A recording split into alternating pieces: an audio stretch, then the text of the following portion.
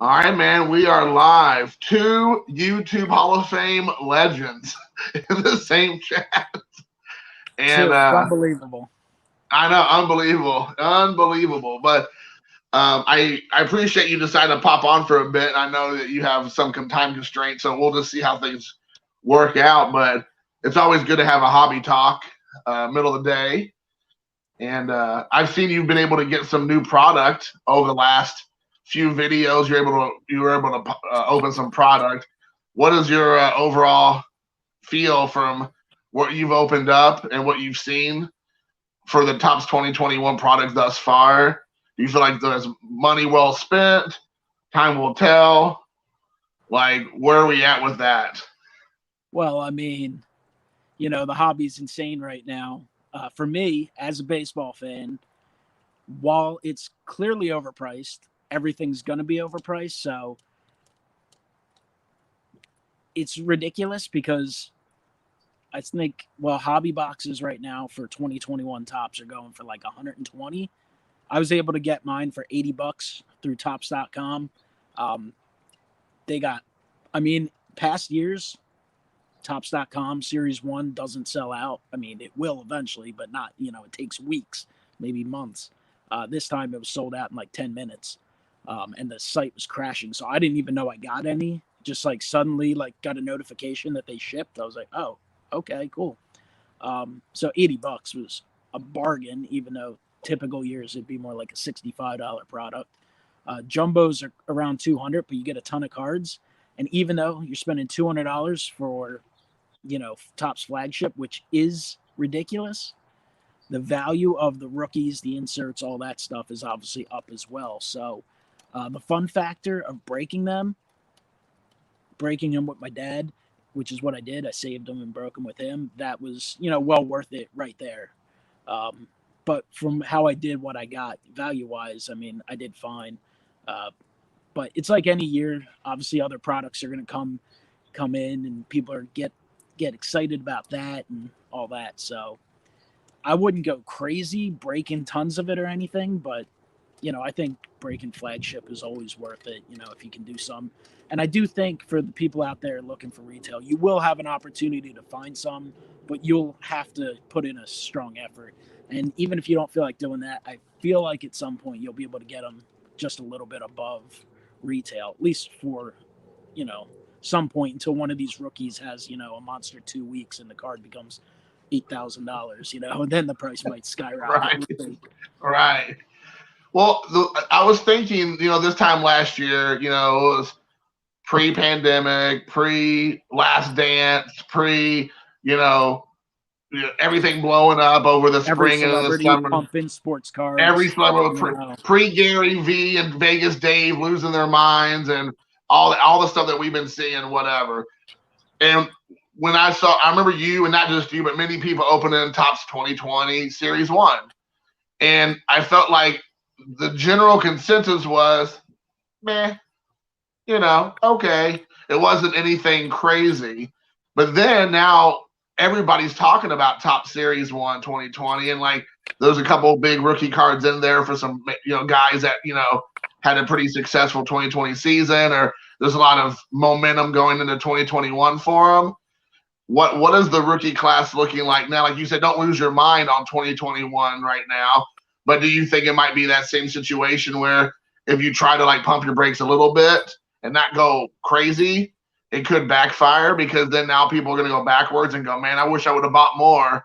Or do you think there is maybe a ceiling for this first series? I I mean, mean, it's kind of unpredictable because obviously anything, everything 2 weeks ago we thought was crazy, right? And then 2 weeks before that we thought everything was crazy and couldn't get worse. And a month before that, and 6 months before that, and a year sure, before. So who knows? Maybe the right. price triples in 3 weeks. But I mean, I think it's a solid rookie class. Series 1 is really strong. Series 2, I'm sure, will be strong. Like, there were a ton of rookies that made their debut last year, and you're going to have more this season. So you're going to have a huge rookie class, right? So obviously you would assume more guys would hopefully pan out. And they're going to spread them out between Series 1, 2, and Update and all these other products. But I think there's just a lot of excitement in the hobby right now, in the flipping world, which of course is driving these prices a ton. So, I mean, I'm not saying I wouldn't jump in some, but at some point you're gonna have an opportunity, right? Like, it's just like the hobby leaves you speechless right now because of how ridiculous it is.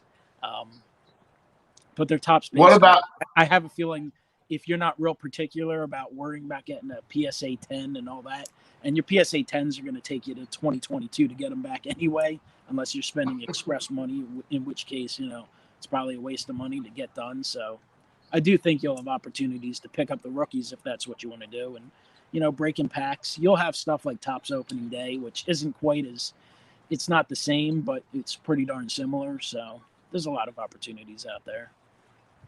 Yeah, and I think this was a question Ron kind of beat me to it, but I thought I'd ask you. Like, I don't know if you mentioned it, and maybe you have, and maybe Phil mentioned it, but I know I've heard on multiple people's channels I follow that Topps definitely pumped up the volume on this product amount. So you even kind of Production alluded is to at it early least on. production has What to be now? at least doubled just based on the odds alone. The gold cards numbered to 2021. I believe in hobby they're 1 in 27 packs this year, which doesn't mean it means you're not guaranteed one per box. You usually will get one, but you're not guaranteed. And last year I think it was 1 in 14 packs, so most boxes you got 2. So that kind of tells you all you need to know right there. I mean, back in the day, you used to get like 5, 6, 7 in a box. So obviously production's up a bit. So, do you think that and I know this is like a conversation we will always have and continue to have because of the world we live in and where we came from, do you think the oversaturation with the market will, the bottom will eventually drop out? Because I've heard from a few people like, the window for this we talked about a moment ago, things continue to go crazy and crazy. Every 2 weeks, you're like, it can't get more crazy, and then here we are. I mean, eventually the bottom has to drop out, right? So at that point, do you feel like we're going to end up having like skids of 2021 cards in like warehouses or the bottom of the ocean or somewhere? Or, I mean, I just don't know, man. I just feel like there has to be a ceiling somewhere. I mean, with them making more, obviously there's going to be more available, but I still think the total is like just, I don't think they're even close to, back in the day in 1989 and 88, 90. I don't think it's even close to that production wise, but obviously there's a ton of supply. But I hear that a lot. People are like, oh, the pop report on this card is, this Mike Trout is like 15,000 or whatever.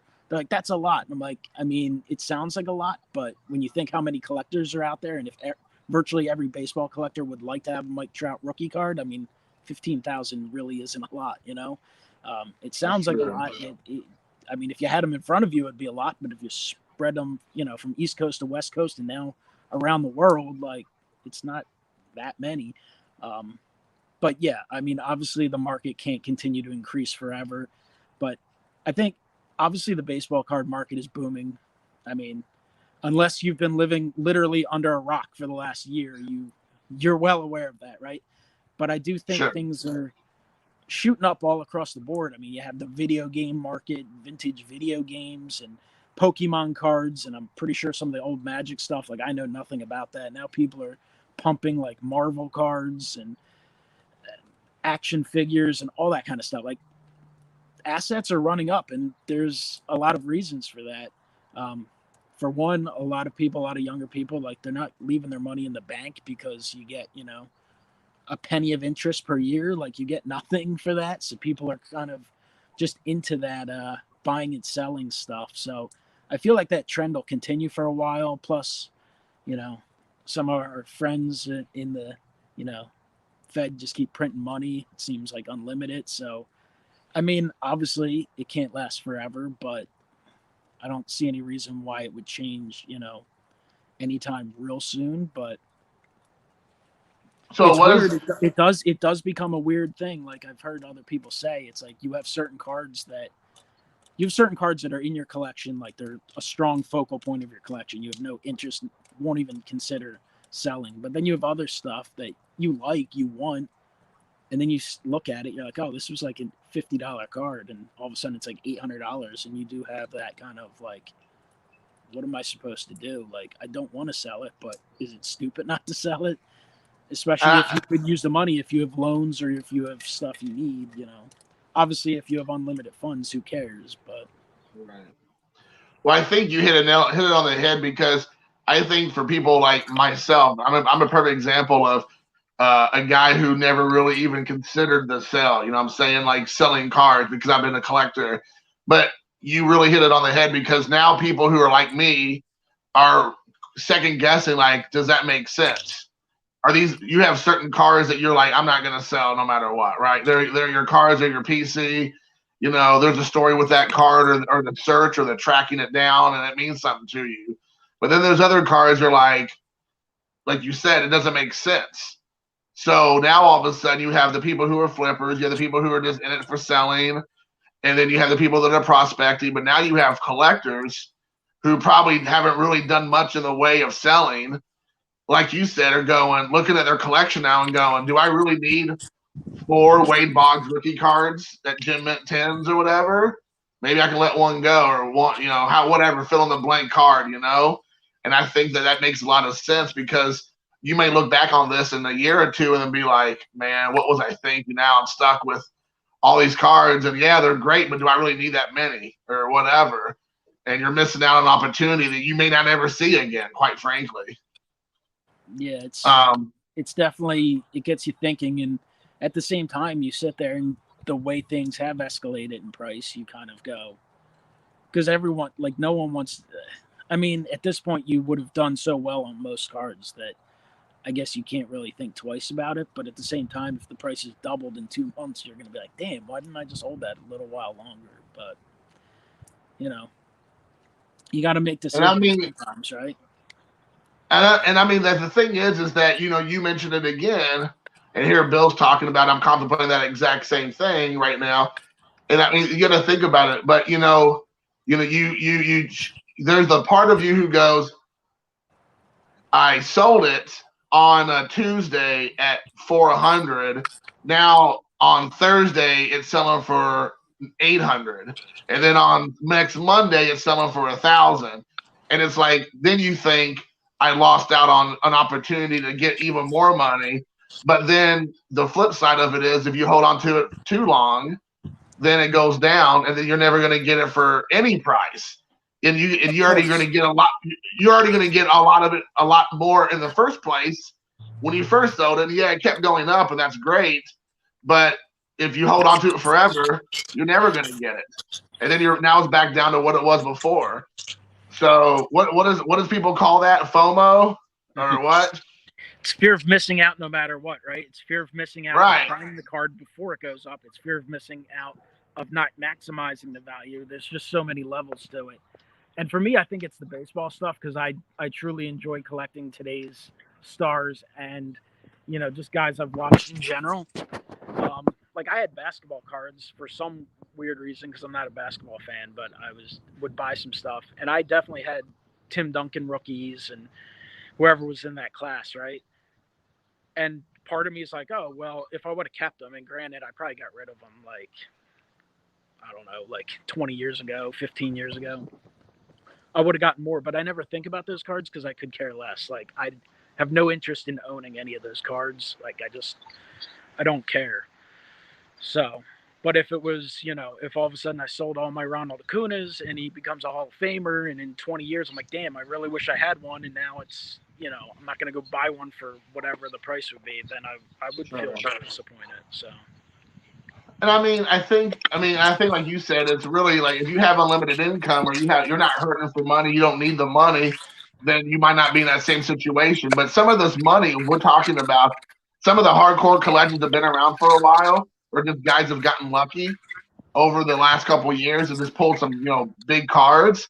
Some of these cards could be like life-changing cards. And we always would hear that, save your cards, maybe they're going to get you into college, or buy you a house, or buy you a car, and all this kind of stuff. But sometimes at this point, there are cards right now that people have in their collections that are not too far off from the truth, that can be very impactful in a positive way to your financial stability or whatnot. Like you said, paying off loans or paying off credit card debt or whatever. I mean, it's huge right now. So I think it's kind of silly just to sit on it and go, I just don't even want to contemplate it because, you know, no one's guaranteed tomorrow, and definitely with these prices, who knows? Yeah. No, so, but there are times where I just look at it and I just like shake my head, like, how the hell is that card worth that? And I just have to like escape from it. I'm like, I don't even want to think about like the stuff I have, like, you know, what the heck is going on with it. Right. Well, listen to this. Now, maybe you may do this, and I was just doing this with a couple of friends in a group chat yesterday, and I went down a little bit of a rabbit hole, and I thought this was hilarious. And you can tell me how crazy the world is right now. So I was looking at a bunch of like, you know, flash of the pan 80s and 90s superstars that are like nobodies now. You have a Phil Plantier in there? Right, Phil Plantier and the Todd Van Poppels and the Brian Young or the Brian Taylors and Jerome Waltons and all that stuff, right? And all those cards were like Gem Mint 10s on those cards, except the Popple or the Brian Taylor was like, whatever. But Jerome Walton, upper deck, $50. You can get that card for 5 cents. Hold on. Listen to this. This is the other one. Willie McGee, Topps rookie card, 84, whatever. Sold a couple days ago, $283. What? Willie McGee. And I'm like, batting title. I mean, yeah, but I mean, like, that's a card you get all day long in the nickel or dime box, you know? And I know but even like today's market, you might have to pony up 2 dimes for that one. That might be a right, yeah, you might have to rub 2 nickels together to get that price now. But I mean, can you believe that? I mean, go through your cards and you're like semi-stars or like the guys you could barely, I mean, even think about. Like I said, like a Jerome Walton, like literally didn't have any kind of real career. He had like a one year of like 50 bases stolen or something, and that was basically it. He was hobby hot for a year, you know. Right? Yeah, he like rookie of the year for 1 year. 2021 Topps, he'd be like, you know, his parallels would be like $600, and it's right. And I mean, that's my point. Is like $600 for this.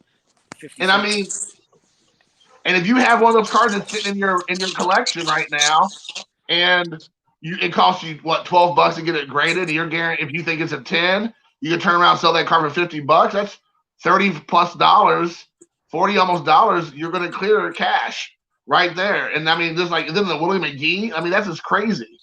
I mean, so and I mean, and I just went and I mean, any of us can do that for like 5 minutes out of your day. It's like what semi-star or flash in the pan guy over the last 40 years, 30 years, and let me look up their Gem Mint 10 cards right now.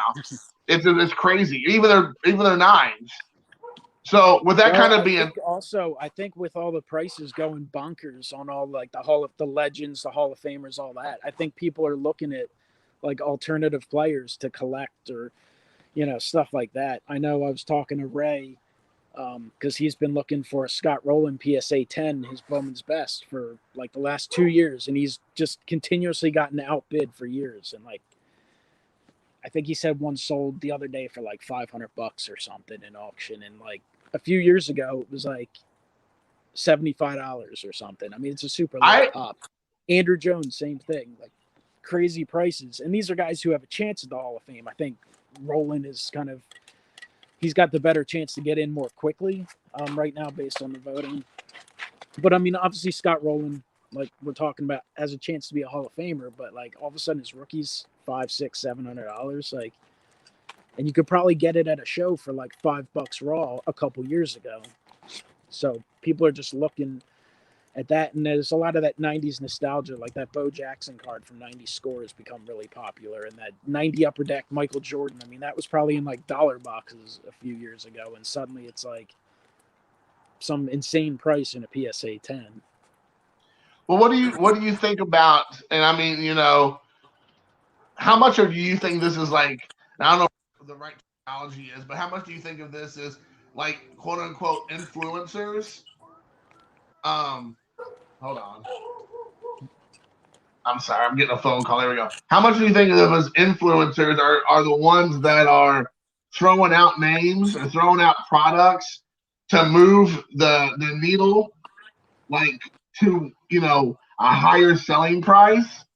but then it's all just, not reality. I mean, because some of this I feel like it's been, there's a lot of, I believe, smoke and mirrors going on with some of this, with certain people in the hobby and stuff, that there's like no way that some of this can really be like at the level it is. And it's like, well, these people are saying, well, so and so is like the next hot thing. Well, just so happens they have 5 of those cards, and then they're pushing it now. Then all of a sudden, everybody's going after it, and it's pushing those prices up. I mean, do you think that's actually happening a lot, or do you think that's just I mean, my there's no doubt what do you there's call it, no doubt that that speculation? happens a little bit. There's definitely groups of people who want to push the market, and I mean, I think a lot of the influencers who talk about stuff. I mean, some of them might have the cards, who knows?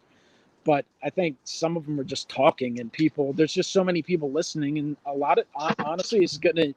Some people might get pissed off at me, but the reality is, there's so many people jumping into the hobby that don't know what the hell they're doing, that are clueless. Like it'd be like me, like putting on a video and someone talking about like vintage Barbies. Buy this. If I was just like, oh, I believe this person went and like, I wouldn't know anything about it.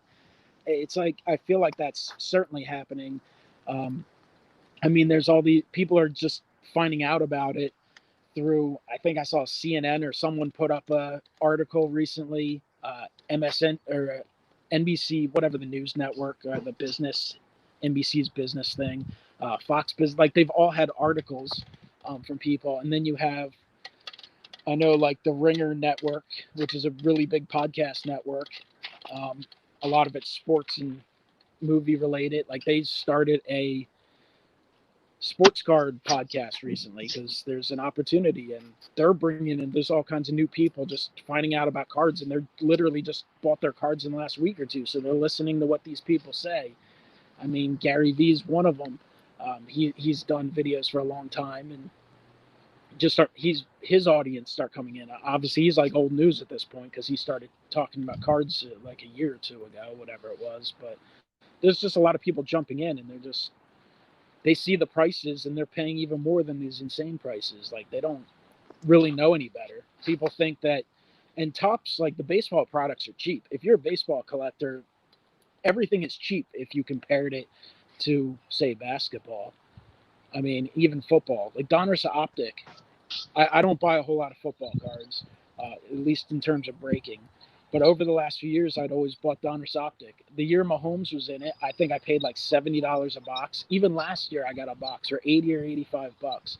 This year, the hobby boxes are $800, which is absolutely insane.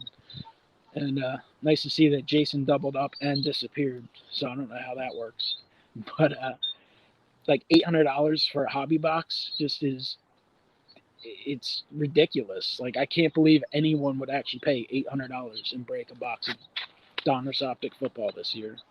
And that's just another thing driving the retail market, because Right. can you really, one, people can't afford it, so they'd rather buy the retail. So that's giving an opportunity for people to buy and flip. And even if you're a collector, you want to break it, like if you can get your hands on a box for 20 bucks and sample it, like that makes more sense than paying $800 to get Sure. $60 worth of cards. Well, I mean, what about for you when it comes to like this year, 2021? Is there any specific players you're looking to have a breakout season that might have had a down season last year, or a rookie that maybe is kind of flying under the radar? Because a lot of people were down on like the Christian Yelich and a few other guys like him who didn't really have a strong 2020. But do you think that, we're so busy now chasing that hot new rookie that everybody knows about, that we're like kind of throwing away guys that actually have a lot more of a foundation?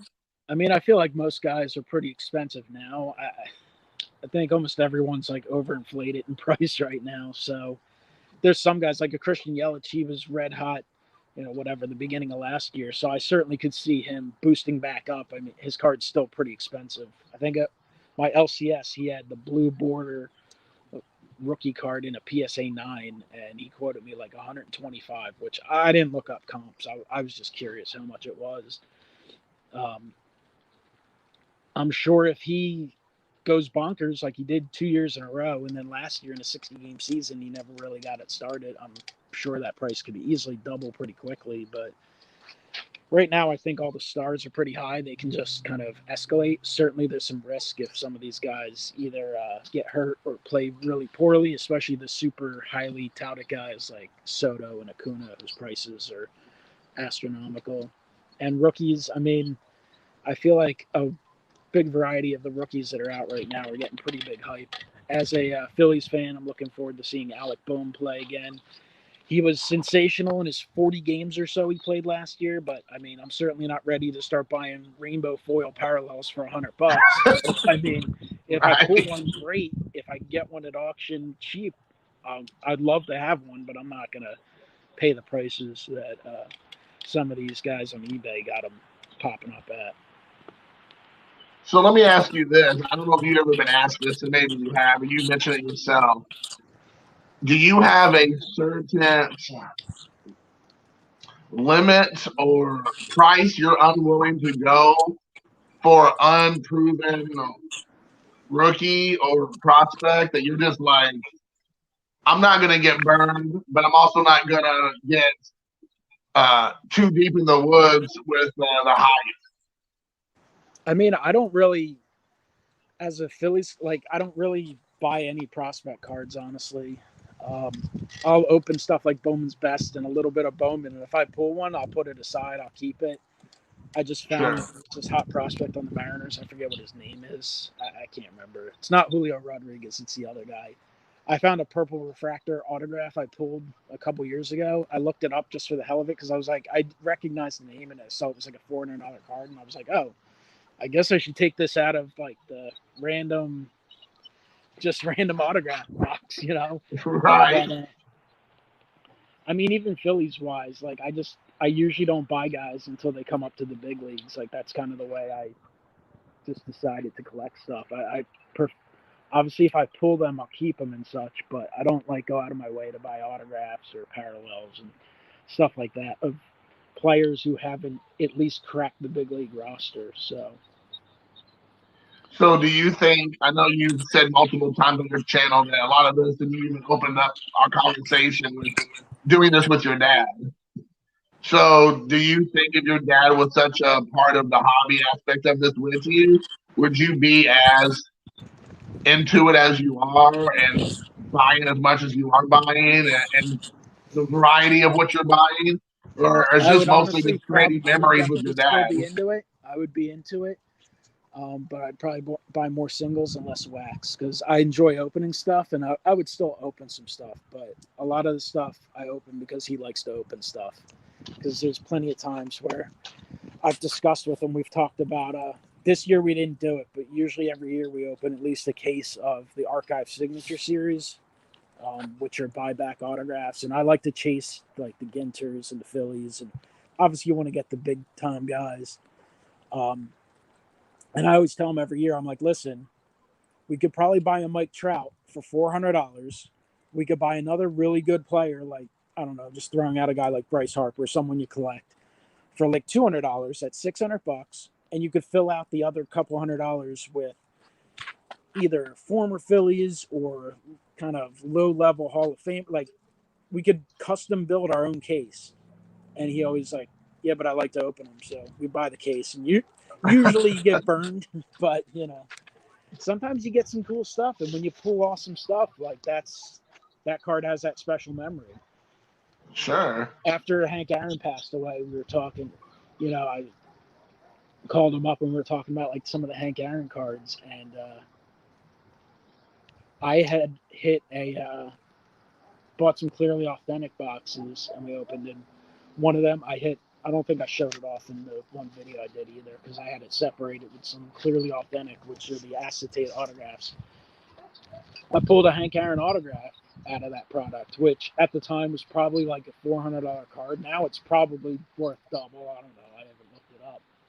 But it's like, if I was going to sell some Hank Aaron stuff, that would be, even though there's some other cards that might be a little cooler, like that one has that special memory. So it's like, unless it was desperate times, if it's your choice between eating and that card, maybe you're gonna have to sell it. But otherwise, why would I want to sell it? Because I'll always have that memory of pulling it and, looking my dad saying, "Oh, who'd you get in that one?" and just kind of turning it to him and seeing like him smile and stuff. You know what I mean? Like that's why, like, that's the thing about the hobby. Like, obviously, I get it. I get the excitement of prices rising, and I get that people are buying and selling. I don't have a problem with that, and obviously, I sell stuff myself because breaking stuff, especially, like, you can't.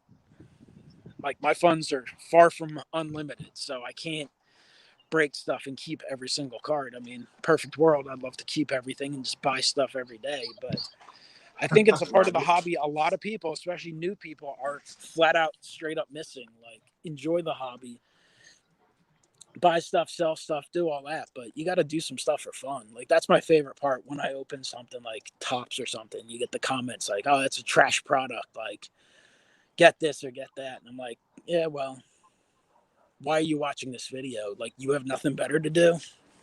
Right. I'll never forget, dude. I've watched a lot of. I mean, I've watched all your videos. So any baseball video you've ever done, I've watched it.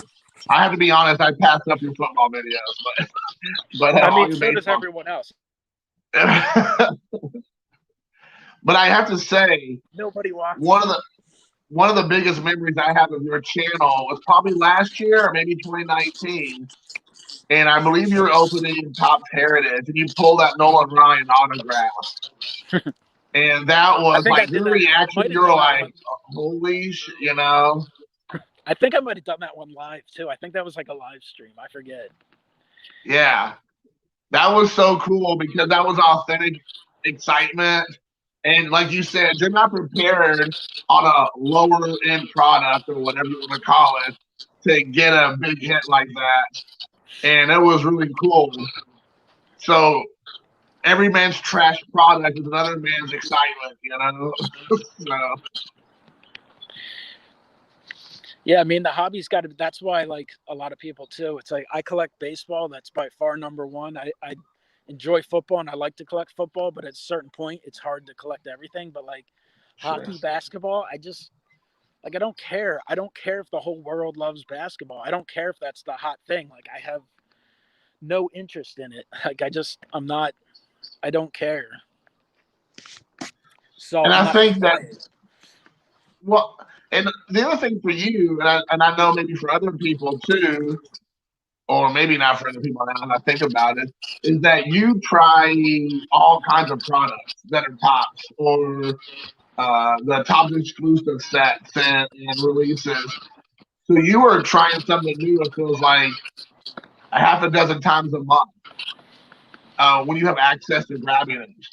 So it's not like you just keep going back to the well over and over and over again with Topps 2021 Series 1. So I think that you get to have a lot of experience trying different products and see what it looks like. And I like to enjoy that, watching that you're doing that because I don't have the access to that or I don't have the funds to do it. So while everybody else is buying football and basketball and soccer and hockey, I mean, you're trying all kinds of products that are baseball related.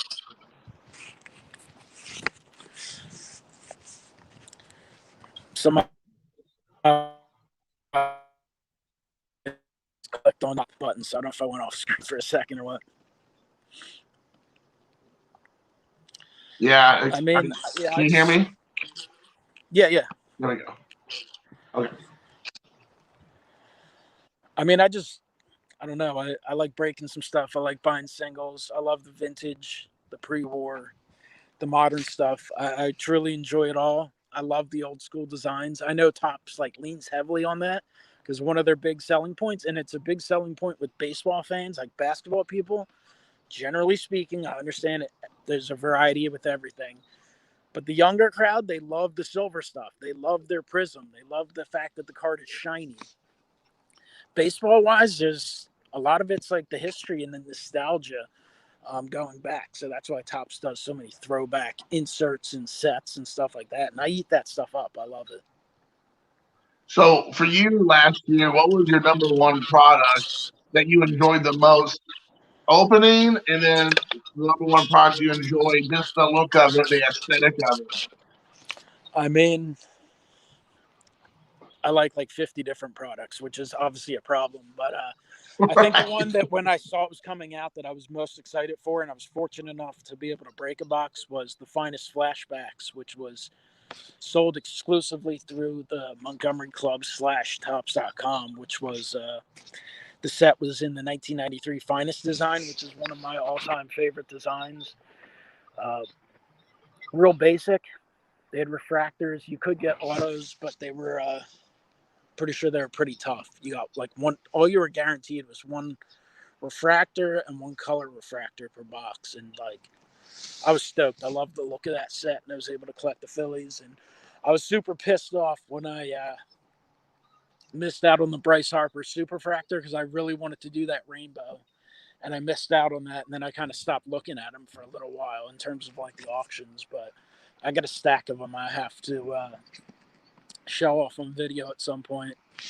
And I did get a bunch of JT Realmutos. So when he re-signed, I was pretty pumped because I definitely have that Superfractor that I it wasn't crazy, but it wasn't cheap either. So what have they shown so far in 2021? Is there anything that's got your eye on that you're kind of excited about getting your hands on, hopefully? I mean, I haven't really looked ahead too much. Obviously, I was fired up for Tops to come out. I was hoping I would get a blaster fairly quickly, able to get some affordable stuff to break. But, I mean, I look forward to it all. Obviously, I like my Allen and Ginter. I like Gypsy Queen generally. I don't get as excited for Bowman as other people do. Like, obviously, I'd like to open some. People go bonkers for it. But, you know, let's let the guys from last year who have never played get a chance to play before we worry about this year's guys. I always enjoy Topps Finest, stuff like that. I'm just curious to see how much of it will be affordable to break. We'll have to see. I mean, if the market keeps going crazy, I don't know if I'm going to be paying $300, $400, $500 for boxes of cards. So it might be a lot of singles. And I have gone pretty heavy lately on buying some stuff from like Sport Lots, where you can buy like 25-cent cards, you know, and stuff like that. I try and buy a bunch from the same seller and get them shipped out together because it's cheaper stuff. So, and I'd love to buy from ComC, but I don't feel like waiting 7 years for them to ship my stuff. Like, that's ridiculous. Right. What about, are they going to do the Allen and Ginter Topps Chrome this year? I don't know. I don't know that it's been announced, but that's a super underrated product. That was actually, I mean, obviously I'm a Ginter fan, but those cards are gorgeous looking. The refractors are amazing looking. Like, if you have a player you like to collect, try and chase down the refractor. They're awesome looking. They're not all that cheap. I mean, you can get some at auction at a good price, but they didn't make a ton of that product at all. And I do think the prices have gone up on the unopened stuff, so it's pretty pricey now. But there's some color refractors. I think it's pretty nice. I could see those rookies increasing in value, you know, if they pan out and stuff. So I think it's a super sweet product. And I would like to see them do it again. I know it's, when it came out, a lot of people were kind of like, oh, and even myself, I was like, is that necessary? Probably not. But when it came out, they did a great job, and I loved it. Yeah, I think I remember watching one of your videos and you mentioned that you weren't super on board with the Chrome Allen and Ginter, thinking it might not be a product that we need or want. But then after you opened them up, I remember you're saying, hey, this looks pretty good. I like the way it looks. And so I can see that you're kind of changed during the product opening. I think it was a better product overall than Stadium Club Chrome. They did Stadium Club Chrome too, and they've done Chrome inserts or parallels for the last few years. And I mean, Stadium Club Chrome was nice, but they just don't look that much different than the Stadium Club themselves. And the refractors don't stand out at all. The Ginter Chrome, they felt like different cards. Obviously the same design, same pictures and stuff, but they just look and feel a lot different.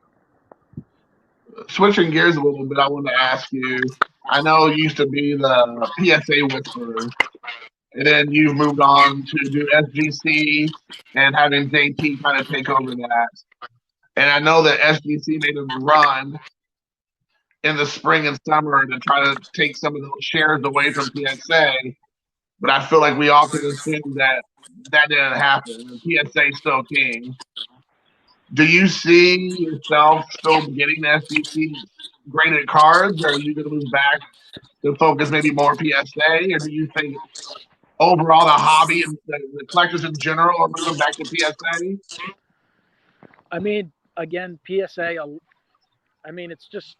I think most of it right now is driven by the secondary market price, and all the people coming in are having influencers. You know, they're hearing people say PSA 10, PSA 10, so that's what they're looking up. I mean, to me, half the time when I look up a card I'm interested in a PSA 10, I'm like, all right, forget that. Maybe I'll consider a 9 or I'll seek out SGC.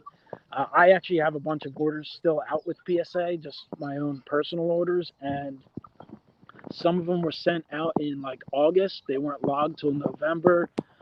I'm pretty sure from what I've heard, they're currently working on like bulk submissions from July. So that means they're at least 3 months behind on mine. I have some 20-day orders that were logged, you know, they were sent forever ago and they were only logged like 2 months ago. So I'm going to be waiting a long time. I'll be sending more stuff to PSA for sure, but I will absolutely still be using SGC. I think they have a great holder. I think they do an excellent job grading. I'm still a big fan of them. I mean, I wish they didn't get behind, but I also wish everyone didn't get behind. I mean, I get it because the CEO kind of talked a big game. So I understand why people are disappointed, but they haven't been any more behind than anyone else, you know. PSA is charging me for 20-day orders and they're taking 8 months. So the 20-day orders that I sent to SGC, while I'm disappointed when they take 6 months, I mean, it is what it is. I mean, I think Beckett's been like a year forever. I'm not a big Beckett fan, but there's some other competition coming out. CSG, I think they'll do a really good job. I mean, that's a legitimate company. They do coins and all kinds of other stuff, comic books, well known.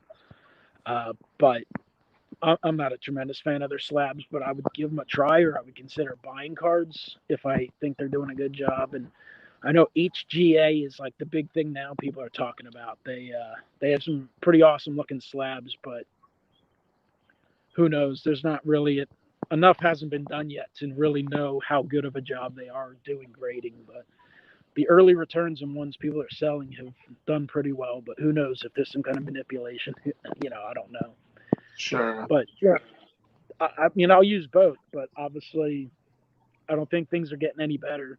When I talked to a PSA rep, they said, you know, one of the things holding us back is the COVID-19 restrictions in California, where they have to be 6 feet apart and this and that. They're losing a lot of space, but I mean, there's also a billion people sending in a billion cards, so I think that backlog that you hear about 3 million is probably a little short. It's double, maybe 2.5 times that, and they're coming in every day.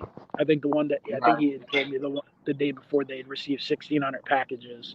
Certainly, some packages might be 3 cards, but an awful lot of those packages are 50, 100, 200, 300 cards. So it's not slowing down.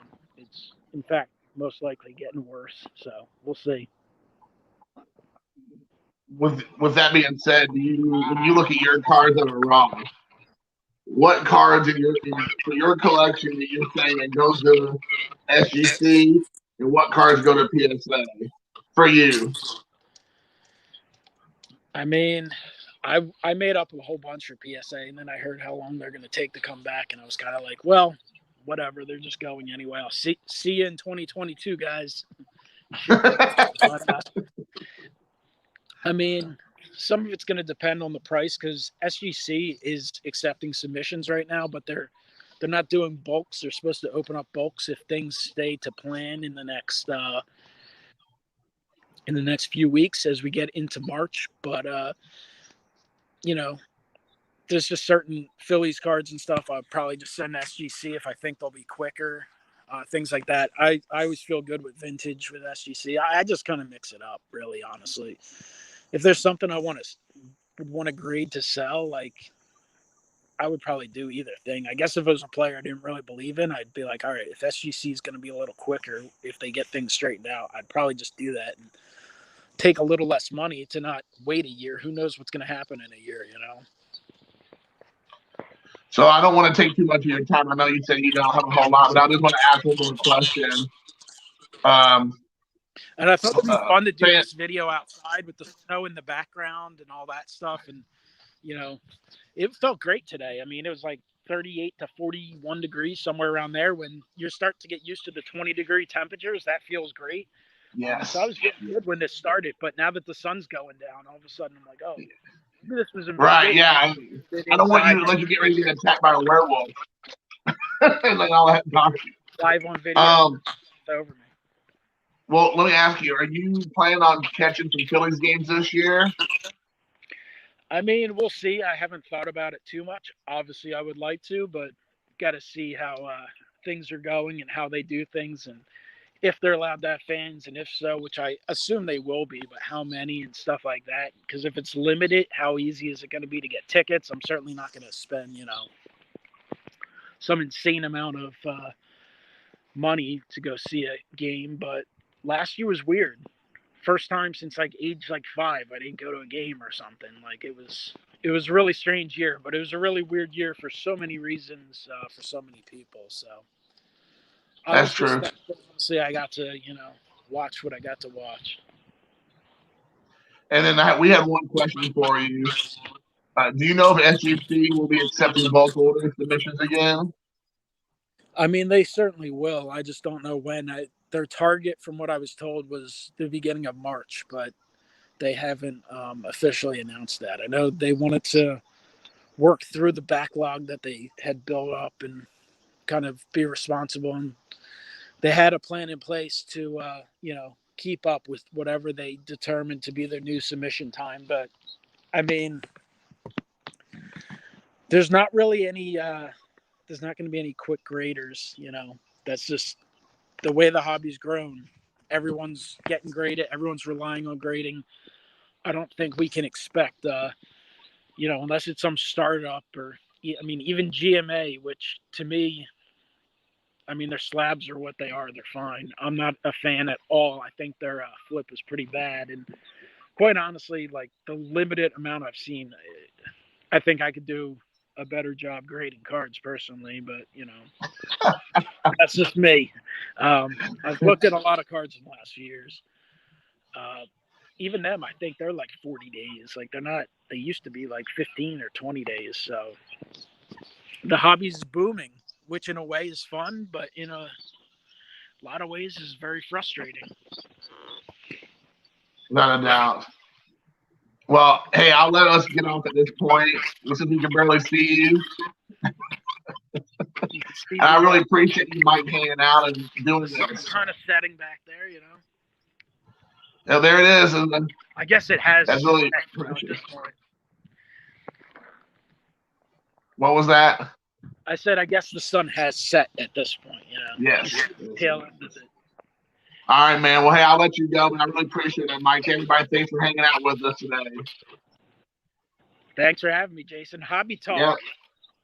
Hobby Talk. Yeah. Hobby Collector Channel. Hall of Fame Trading Card Channel. Thanks, man. See you later. Peace. Peace.